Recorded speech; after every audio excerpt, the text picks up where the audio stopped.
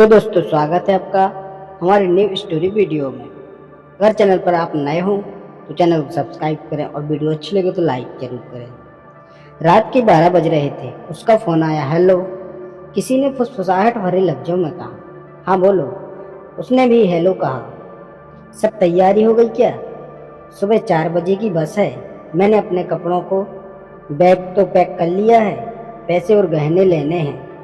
अपने सब डॉक्यूमेंट भी ले लेना, हो सकता है दोनों को नौकरी करनी पड़े। नया घर संसार जो बसाना है। ओके, मैं सब कुछ लेकर तुम्हें कॉल करती हूँ। उसने सबसे पहले माँ की अलमारी खोली और उसमें से गहनों का डिब्बा निकाला। अपने लिए बनवाया गया मंगलसूत्र बैग में डाला, अंगूठी और झुमके पहन लिए। चूड़ियों का डिब्बा उठाकर बैग में डाल रही थी कि माँ की तस्वीर नीचे गिर पड़ी।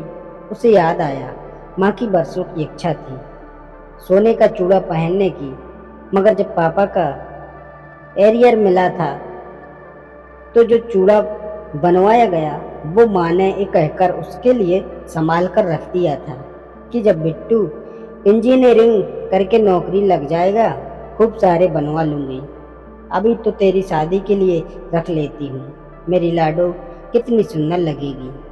उसने तस्वीर वापस अलमारी में रखी और चूड़ा बैग में रख लिया। अब बारी थी नकदी की। घर में 75,000 पड़े थे। पापा कल ही बैंक से एजुकेशन लोन लेकर आए थे।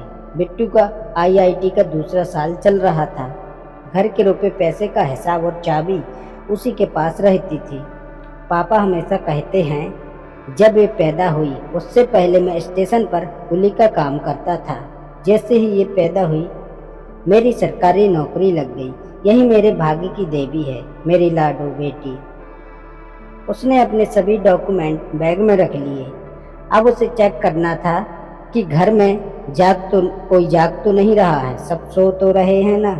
सबसे पहले उसने बिट्टू के कमरे में दरवाजे से अंदर झांका। बिट्टू अभी तक पड़ रहा था। उसकी खाने की थाली वैसे ही ढकी पड़ी थी जैसी वो रखकर आई थी। अगले कमरे में झांका, माँ गहरी नींद सोई थी दवा लेकर। माँ हमेशा कहती है इस दवा में कोई गड़बड़ है जो नींद बहुत आती है। ये मुझ शुगर भी बुरी बीमारी है, लगकर खत्म ही नहीं होती। दरवाजे की झिर्री में से पापा दिखाई दे रहे थे। वो अपनी वर्किंग टेबल पर बैठे व्यापारियों को वही खाता तैयार कर रहे थे। अभी कुछ दिन पहले ही उन्होंने एक नया काम ढूंढा था। पापा कहते हैं कॉमर्स पढ़ा हूँ, वही खाते भूलने लगा था। चलो इससे भूलूंगा भी नहीं और एक्स्ट्रा इनकम भी हो जाएगी। सब अपने काम में व्यस्त थे। वो अपने कमरे में आई और उसे फ़ोन लगाया। सब रास्ते साफ हैं, सब अपने काम में लगे हैं। मैं चुपचाप घर से बाहर निकलूंगी, उससे पहले फ़ोन करके बता दूंगी। अच्छा, तुमने गहने और पैसे ले लिए ना? हाँ ले लिए। तुम बार बार गहने और पैसों का क्यों पूछ रहे हो? मैंने कहा ना ले लिए। अरे बाबू, वो इसलिए कि नया घर संसार बसाना है। नई जगह जाते ही काम थोड़े मिल जाएगा, तो हमें घर के रूटीन कामों के लिए पैसा तो चाहिए ही। मेरा मोबाइल भी बहुत पुराना है, मुझे नया मोबाइल भी लेना है। और फिर मैं कोई ना कोई नौकरी पकड़ लूँगा जिससे हम आराम से ज़िंदगी गुजारेंगे। सुनो, एक बात पूछूं, क्या तुम में इतनी हिम्मत नहीं कि मुझे कमाकर अपने पैसे से रख सको, खाना खिला सको?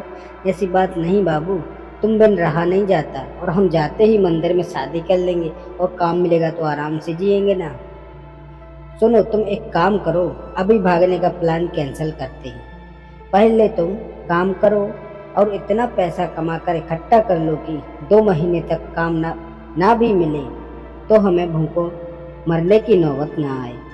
जैसे ही तुम पैसा इकट्ठा कर लोगे हम भाग चलेंगे।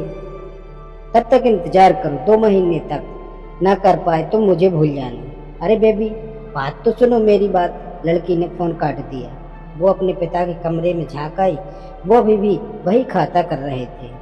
उसने दरवाजा खटखटाया। क्या बात है लाडो, सोई नहीं तुम? पापा एक बात कहनी है। कहो लाडो। पापा, जब तक बिट्टू की पढ़ाई पूरी ना हो मैं नौकरी करना चाहती हूँ। मेरी पढ़ाई पूरी हो चुकी है, घर में बेकार बैठने से क्या फ़ायदा। घर में 2 रुपए जुड़ेंगे ही। उसकी बात सुनकर पापा ने लाडो के सर पर स्नेह से हाथ फिरा दिया। पापा बेटी दोनों की आंखें नम थी। दोस्तों, कहानी पसंद आई हो तो एक लाइक और अपने दोस्तों से शेयर करना मत भूलना। और हाँ, चैनल पर नए हो तो सब्सक्राइब जरूर करना।